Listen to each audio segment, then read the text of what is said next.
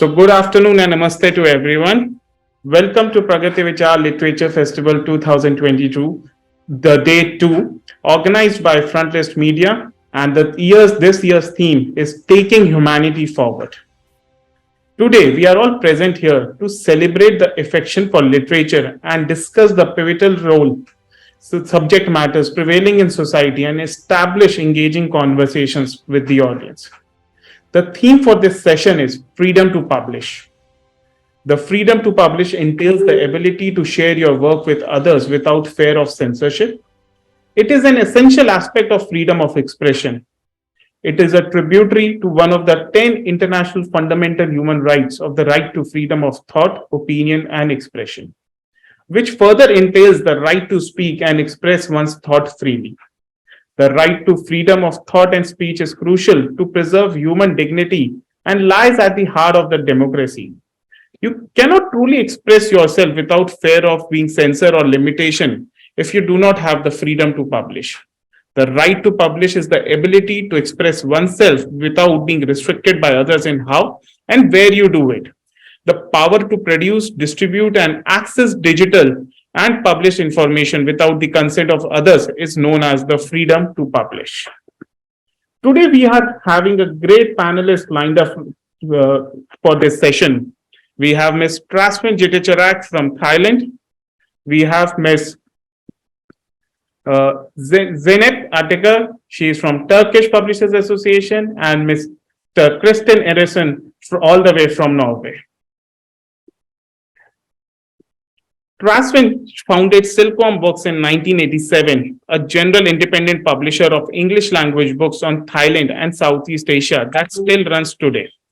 Silkworm publications are known among academic and students of Southeast Asia studies. It has published translation works from many languages to Thai and in English. Trasvin chaired the 38th International Publishers Association Congress of the Organizing Committee, Bangkok 2015.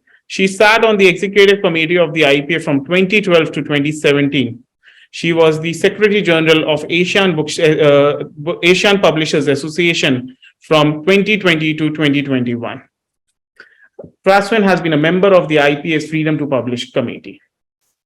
Zeynep Ateker is the Research and Development International Relations Coordinator at Turkish Publishers Association.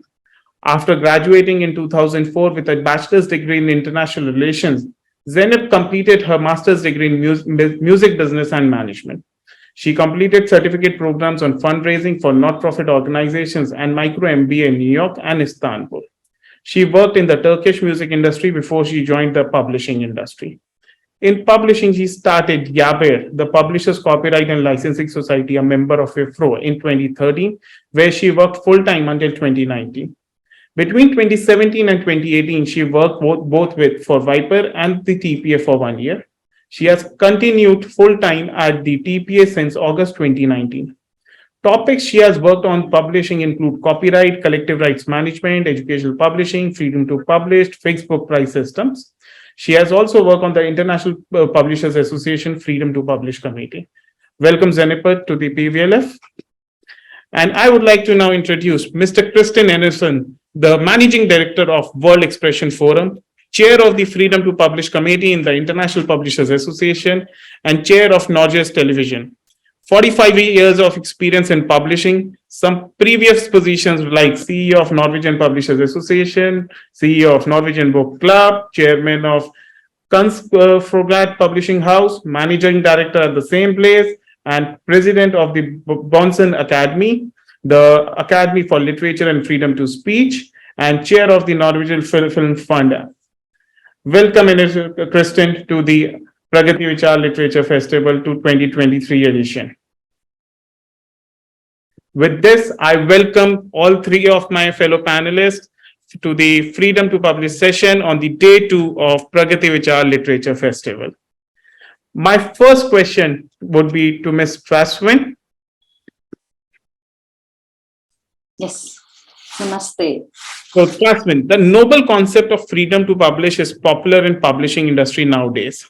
However, in its implementation and securing the status of authors, we stakeholders of literary industry are probably lacking somewhere. For instance, Authors frequently get death threats and a plethora of criticisms. What do you think about this? I think it's hard for the society, especially in my country, that people are not used to confronting. And secondly, it takes a lot of maturity to able to listen to different opinion without being angry. Just accept that we are different and we don't have to agree, but yet respect what the other thinks. So for a country which top down in the culture or patronizing society, it's very difficult to try to tell people, because when you said we are all equal, in fact not equal in that sense, but as a citizen, as a human being, we are equal. And you have to see that your fellow countrymen or fellow authors or publishers have the right to express themselves. But of course, people love themselves and scare that when they get threat, especially in Thailand, when we not used to confronting, we would take it sort of, okay, you have your own way, So the aggressive person, the immature person, or people who speak louder have more space, which is not right. It's really a bullying, like in school. So you have to sort of stand up to help the other or encourage them that they have nothing to scare. As long as you're not coming and, hit you with a stick or try to hurt you, you still have the right to say what you think. But of course, in the for our conservative society, in a proper manner, I think it's still doable. It's still confront, because sometimes threat is just a threat. They just say, "Oh, I want to kill you," or "If you do it, I will kill you." But killing people is not that simple. You just can't go and make it happen. You have to have a hard heart, or you have to be really sick to do it. So I think you have to have the freedom from fear. That's a quote from Aung San Suu Kyi's book before she turned for full politicians. You have to let yourself not be under that kind of emotional scary. And that's my thought. It takes a courage, of course. You need a good friends. That's why we are here. We are here as a Freedom to Publish committee. We are here to support our friends, to encourage them that we stand with them. We will support them, even though we're far away. And people might say that you are so far away, you're not confronting, you can say anything. No, it's not like that. You need a solidarity, even a long distance. Absolutely. Absolutely. So I would like to have a quick comment with Zainab on this. Thank you.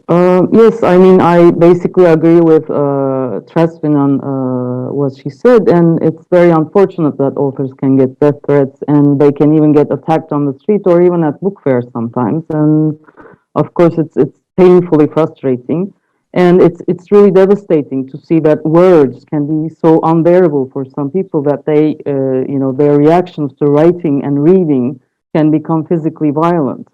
So perhaps the roots and reasons of such behavior should be, better understood and better analyzed. But we must keep in mind and keep emphasizing that full actions of writing and reading cannot harm anyone. So that's not possible.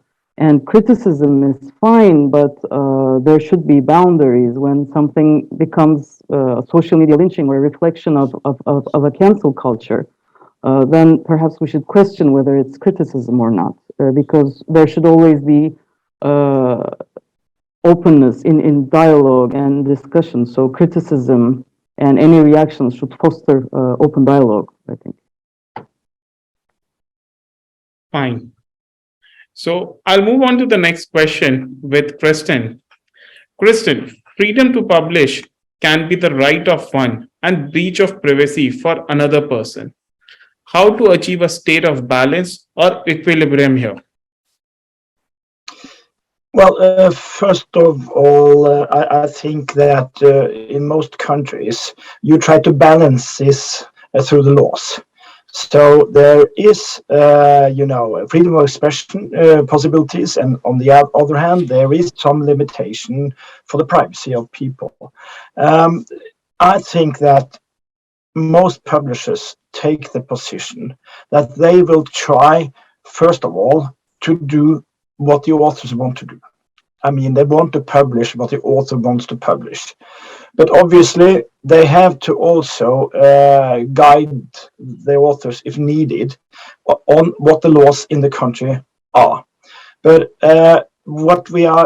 I think the publisher's point of view should always be on the author's side. So it should always be trying to publish if the author wants to do it, and also in the cases where the law isn't clear, or even if they think it is fairly clear, they should try to push the limits. I think that's at the heart of the publishers. They really want to let the author's voice be heard.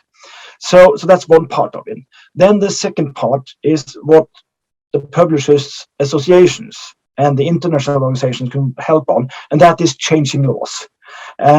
We see at the moment quite a movement around the world where something that is called by the lawyers strategic lawsuits against public participations is called SLAPS, and that means that those who don't want to be described in books, oligarchs and others, they are taking out a lot of lawsuits against authors and publishers, which leads to two things. First of all, huge costs by defending this through the judicial system, and then secondly, by then hindering the author and perhaps editor also to make new works, because they have to use all the time to defend this through the court system.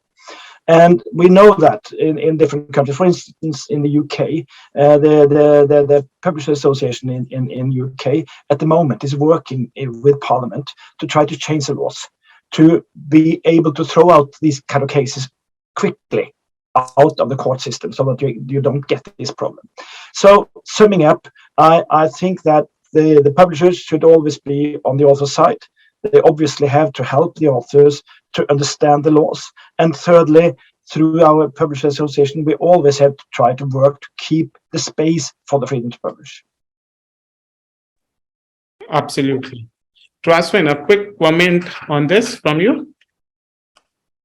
Yes, I think where the publisher have to work with author is important. Both of them have to take a partnership on it, and especially in some country. I mean, in Thailand, I remember that in Frankfurt I spoke to Annabella from UK that about her case that she had been sued, and in the UK it was a civil law, so that means you try to attack economically and that. But in Thailand, libel lawsuit is a criminal law. It's a criminal law, which quite threatening to both author and publisher. Author will be the one who get attacked first. They draw attention, but actually publisher is also a comrade. I mean, working together with author. So we're equally responsible for whatever publisher said. And I totally agree with Kristen that we have to work hand in hand and encourage each other and working together in that sense. Great. So it's all about the teamwork, and we need to backwall each other. Mm-hmm. Yeah. So my next question goes for Zenit. One of the primary objectives of IPA is to protect and promote the freedom to publish. How has the IPA grown in this domain? especially with the advancement of technology, where we have several platforms and tools to publish what we feel is a right? Thank you. Yes, IPA does immense work in all fields related to publishing, and I can say on behalf of my association, the Turkish Publishers Association, that we are really very proud to be part of the IPA community. And freedom to publish is unfortunately always very high on our agenda. So it's very important that we get to talk to our international colleagues, share our own experiences, discuss international developments, and keep up with the current developments with our international colleagues. And also, we get the international support when we really need it, and it's very important. It's crucial for us most of the time. And we also get to attend events such as this one, so this is also very important and valuable. Fine. Kristen, a quick comment from you on this? You are on mute. Kristen, you are on mute. Why should they learn this by now? Yes, I agree that I think it's very important that we have both national and international communities to discuss these questions. And it is getting more complex. I mean, the social media, they have given us all the possibility to express ourselves. And on the other side, they are making it quite difficult to be a target if somebody wants to target you, being an author and publisher. So I think it's important that we, I think publishers really need to talk to the authors about how to handle this, because previously the reactions were fewer and in other places than they are today. So it is a demanding world we are in, and as we said, the tools of more freedom of expression that was started when internet arrived has also turned around and been used to stifle freedom of expression. So this is difficult. And getting back to my first point, I think it's so important that the publisher stands behind their author. Fine, great. Trustwin, so freedom and responsibility go hand in hand. What if some books jeopardized their religions and became a carnage of humanity? Should these books be allowed to get published, since freedom to publish enables you to publish the content without the consent of the others?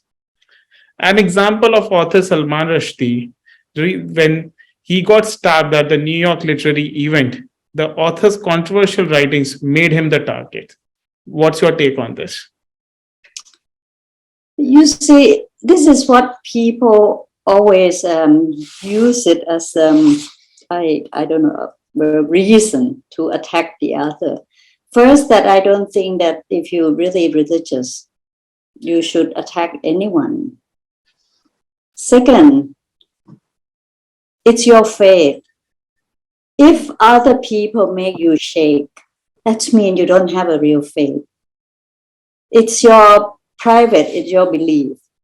You don't have the job to go and change the other people who don't believe. They have their own faith or own belief or disbelief or whatever. But I think if you're a true religious person, you're really sincere to your religions, you should be unchecked what other people say. As soon as you're checking, you want to attack the people who criticize your religions, that means you're not a true believer yourself. This is my personal opinion, because you see, if people make fun of my religions, I just laugh. It's their problem, not my problems. Why should I bother? People can write or read it, and it's up to their intelligence and, to believe it. Or if they want to spend money on the nonsense books, that's their problems. It's good for the industrial. I don't care, as long as the publisher make money. No, I don't think that a true religious person, people who have deep faith, should treat the other or hurt the other. That's not right. And if your religious is as good as you think, then you have a tolerant. You have to be tolerant of anything that may come in your way. So my take on this is very extremist. So I'll go back to Zenep now, and so one of the things with what we see in the many controversies where people have attacked an individual or a publishing house or a group of individuals with some kind of ideology, is it, and this has really, people start trolling over the social media, different people, different organization, under the context of being intolerant. So how viable it is, and what are the, like, people talk about their fundamental rights, their freedom of expression, religion. How does, so when people talk about the rights, at the same time they need to be responsible also. With each every right there has to be a responsibility also. So how to tackle such situations then? Yes, I agree that with every right and freedom, there should be a responsibility and there should be certain boundaries, humane boundaries. And freedom of expression and freedom to publish, they basically require an author, a publisher, or anyone to say, write, and publish whatever they want, basically. But the readers also have that choice, have that freedom, have that right to read what they want and to not read what they don't want to read. So it goes both ways, but of course, the significant, serious matter here is hate speech and hate crimes.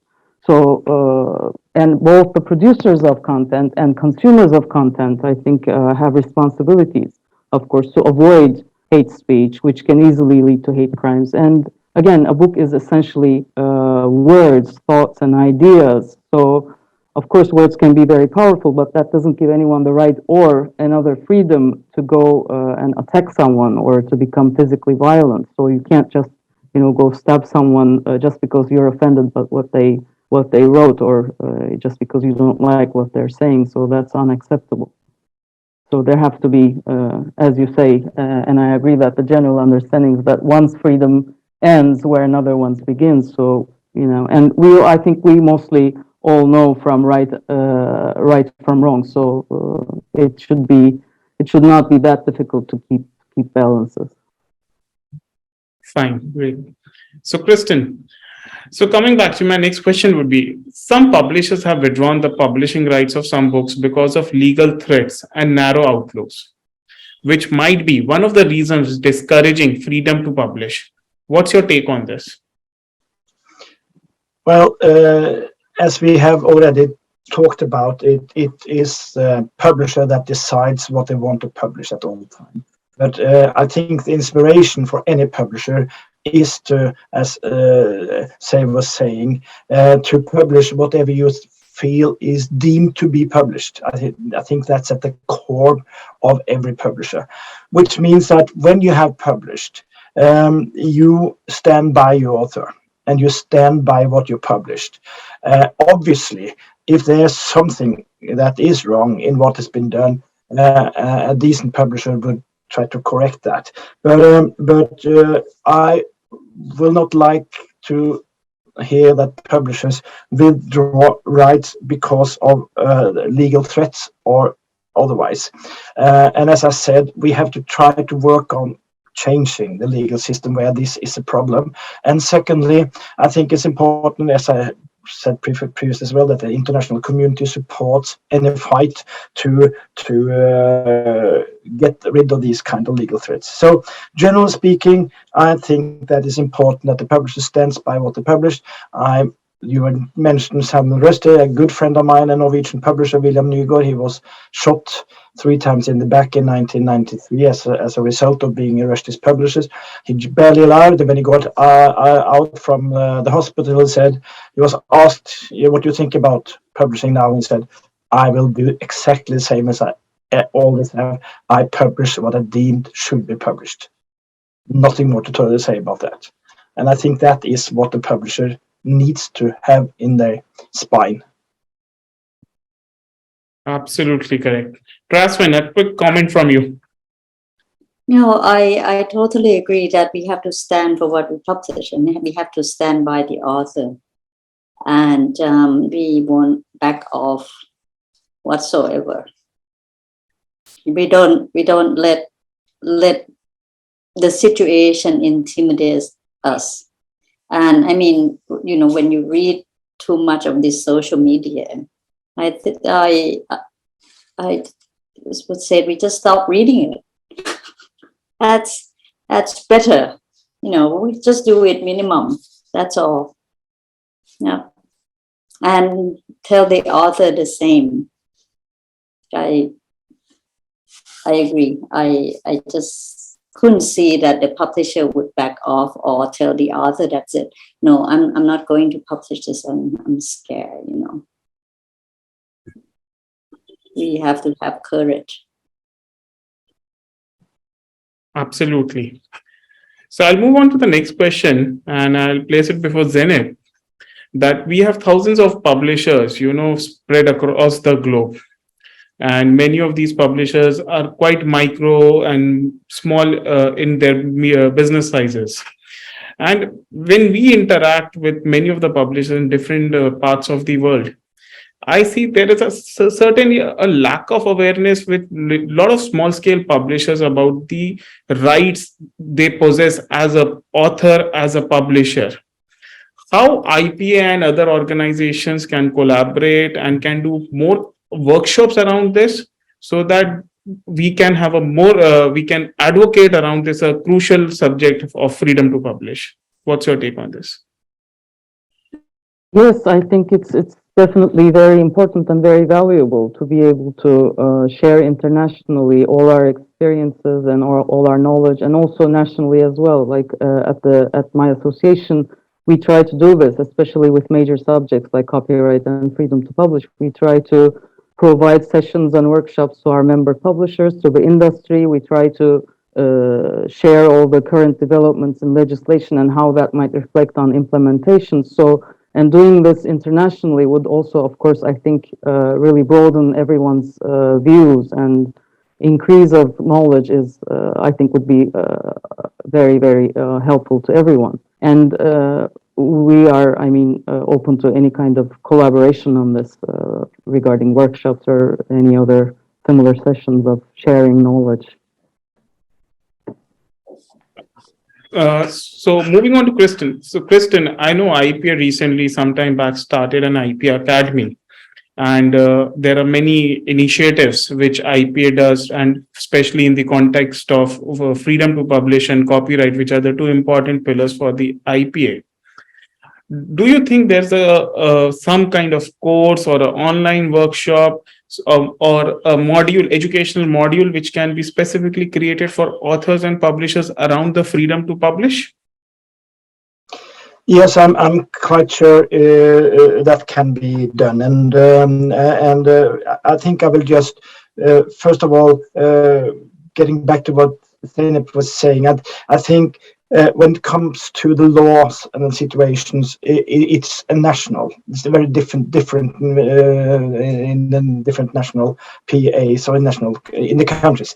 And I think it's important that the national PA, if they have the resources, can supply services to their small and medium-sized publishers. Because the big ones, they always have their own system, but the medium and the small ones, they need some advice. So if you can get that advice either through you have a lawyers or somebody who can answer questions, and then secondly, if you can create some workshops and other ways of convening experience in the country, I think that's important. But then on the international level, we are discussing that at the moment, and as you said in your introduction, I also work with the World Expression Forum, and we are trying to set up now a separate event at the coming World Expression Forum for all the stakeholders in the book industry, because this involves not only the author and the publisher, but can also involve booksellers and libraries. So I think there is a possibility of trying to get some more discussion internationally, and also as a part of what we are looking at for the next World Expression Forum is to have a workshop for the publishers only on how the different national PAs are working on these questions surrounding freedom of expression. So I think you got a good point. We need to do it very efficiently at the National Publishers Association level, and we also need to do more on international IPA level. So, Kristen, you mentioned about World Expression Forum. So, just for our audience, can you give us a little update upon when was the World Expression Forum was formed? What is its like vision and mission statement? What are the primary objectives? And does it only limit to the publishing world, or we go beyond to the other creative industries? Yes, thank you. Yes, I can do that. World Expression Forum was started 15 months ago, so it's very new.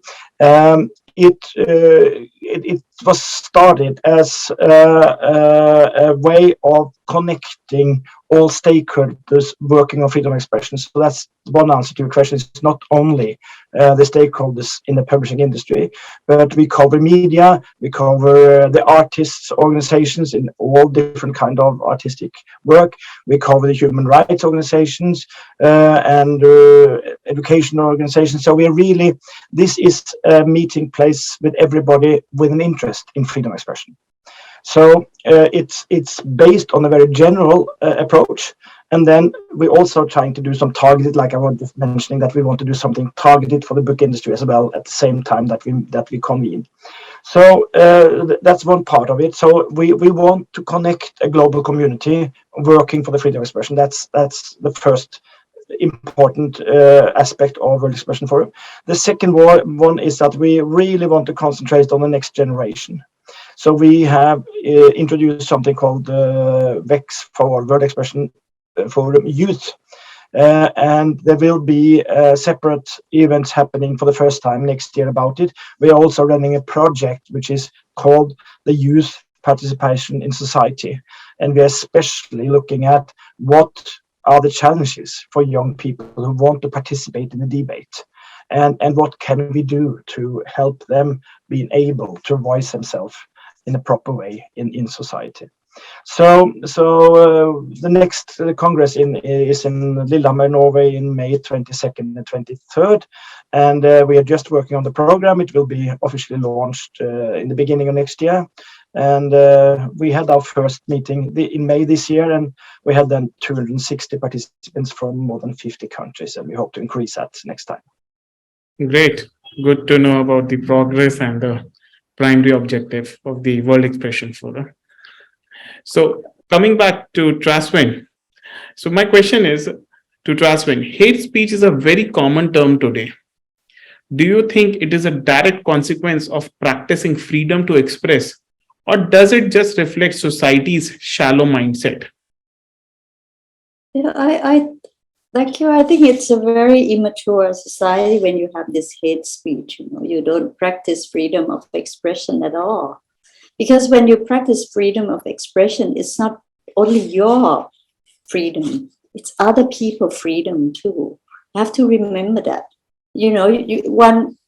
It's make two hand claps. You just can't have your own freedom and you suppress other people's freedom.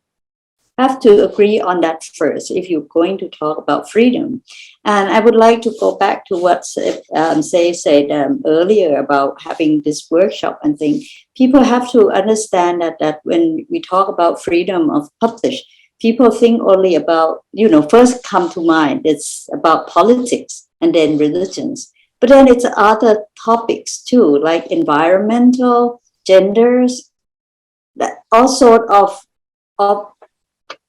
expression and world view of everything. So when we said freedom, that means we have the right to express, but we don't have the right to suppress other people when they want to express something. We have to treat them with respect, the same way that we want them to respect us. So I don't think they're shallow-minded. I just think that the problem is people forget that we are equal to begin with. Two genders are equal, or transgender also equal as a human being. And we need to respect and remember that first. And you can be very intelligent, but when you lost control, you get angry because you can't agree with the different opinion. And you need to train yourself to learn how to accept other opinions to begin with. And I just hope people who start to do hate speech should reflect themselves, should look into the mirror and say, would he or she like to be treated the same way? If not, then don't do it. I have no other solutions, but I think the government has a play. You see, when we come to freedom to publish in a country like mine, or say would have the same problems in Turkey, I think we're quite similar. The government, instead of protecting the citizen, the government encourage people who support them or their supporter. That's wrong. They are the government of all citizens. They're not just the government of people who vote for them. They have to remember that too, and they have to protect everyone from this hate speech. In Thailand now, it's getting better because we have started to have this, I can't remember the law name, which is a double blade sword, that it could sue or arrest people easily. But at the same time, people who post something like hate speech could get complaint and file a case. So they sort of back off a little bit. So that kind of give a protection, but it's not a full protection, but it's better than nothing. So I think government has to do something. And I think this way, IPA had a role too. Like we are the one who keep our eye on our members' country governments, and then just telling them that, hey, we're watching you. Would you please improve it? Do things better, protect our people, protect your people equally. That kind of thing. I think we did what international association should take action. Great, very well said. So thank you. Can I have a quick comment from Zenip on this?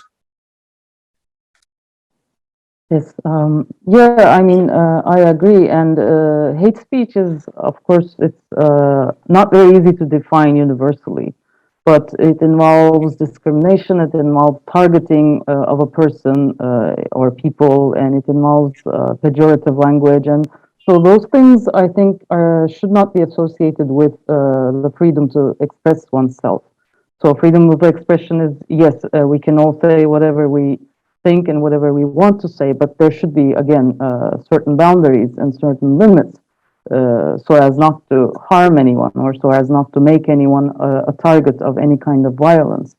So perhaps I wouldn't say it's a direct consequence of freedom of expression, but it's probably a consequence of not being able to express very well, or not being able to say things very well. So, and this I think brings on the importance of a really solid, good reading culture as well, because I think the more we read, the better we can start expressing our feelings and understanding our feelings and thoughts. And so I think it will also help as well, reading more books. Great. So now I'd like to take one final comment from all three of you on the freedom to publish and freedom of expression, the right and the duty as a publisher, as an author, we all need to take. And especially in the context of the digital era, the youth today who spends much of his time on the internet, what right they have, how responsibly they need to be in terms of posting or commenting upon that, because we discussed a right of one can be a breach of privacy or security of the other, and how do we balance that. I would like to start with the final comments to be said, and I'll start with Kristen on this. Well, just a reflection from my country, which usually scores very high on the freedom of expression part of it. We have just had a commission on the freedom of expression. It's the first one since 1999, and the huge difference is the influence of social media, which was a reason why the commission was asked to do this work. The result of it is that they consider the social media, the advantage of social media is much higher than disadvantage. That's the Commission's conclusions. They think that it's important that we keep up having law restrictions on hate speech, which we have in Norway. There's a discussion obviously on how that should be formed. It's always difficult to do this. So we have a new discussion about how it is worded in the law. But both the Commission, I think everybody else, agrees that we need that kind of protection in the law. And it's especially protection towards minority groups. It's more towards groups than individuals. Then the second part I could say about in Norway is that one has defined the work on democracy and freedom of expression as a very important part in the school system. So it's defined as one of the three important areas that should go through everything you learn in school. So it's sort of a basic, fundamental part of the school curriculum in Norway now. And this was started last year, and we are just seeing the effect of it now. So this is addressed as I said, as an opportunity. Social media is an opportunity. This is the place where young people live. This is the place where they communicate. And then it's also the place that can be misused. And I was just seeing an international study looking at autocrats and how they use social media, and they use it in two key ways. The first of all, they reach so many young people through these media. And secondly, they can do it unedited. Nobody between them and the listener or so this has also to be looked at.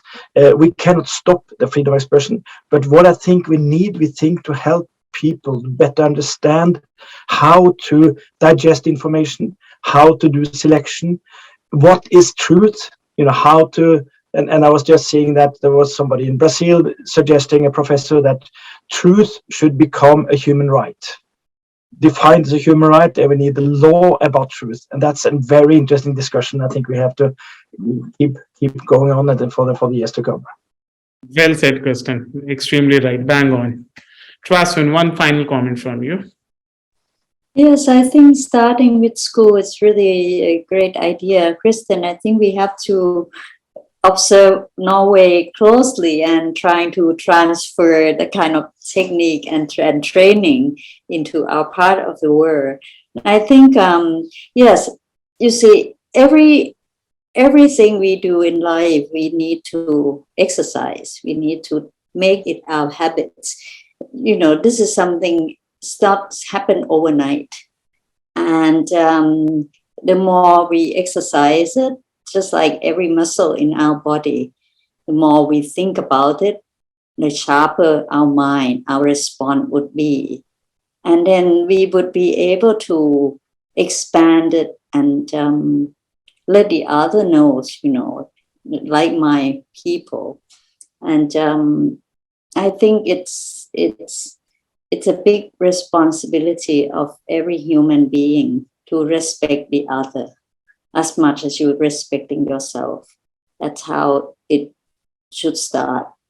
And that's how book publishers and writers have to convey the ideas and get it to the reader and the public. And I have to remember what Kristen just said and try to work it out and do a workshop and exercising sooner before the youngster get eaten up by all this social media. Thank you. Thank you, Traswin. So Zenit, one final comment from you before we close the session. Thank you. I agree with what Kristen and Tristan said, and going back to what Kristen was saying, I agree that protection in the law is very, of course, the beginning point. It's very important, and there should be particular studies on this everywhere. And yes, discussions and engaging with the youth at schools or at social events, like festivals or concerts, even or something. Would be really good, talking to them, hearing them out as well. So discussing with them all this, and probably not only social media, but anything, everything online. I mean, including different fora, different groups that they're taking part in, and games especially. I think both offline and especially online games. So that's also a huge environment where the youth is. So that's also maybe another place where this all should be discussed with them.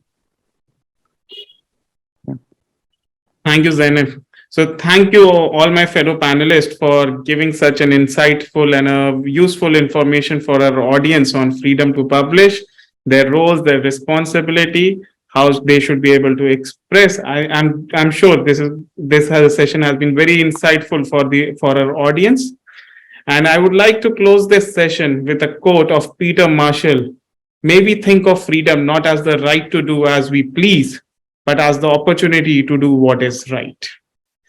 So, ladies and gentlemen, this brings to the end of our session, day 2 of Pragati Vichar Literature Festival 2023, where we talked about freedom to publish, where we had our fellow panelists all the way from Turkey, Thailand, and Norway. Thank you so much for coming in and talking to your audience about the freedom to publish and the roles and responsibilities the authors and the publishers have got to play in the today's society. It has been an absolute pleasure and privilege to have all of you today at the Pragati Vichar Literature Festival. Thank you so much. Namaste to everyone. And for our audience, with this session, we've come to the end of day 2 of Pragati Vichar Literature Festival. Stay tuned for tomorrow. Again, we have next 3 days with a powerful, insightful sessions. Thank you. Thank you so much. Take care. Thank you. Bye.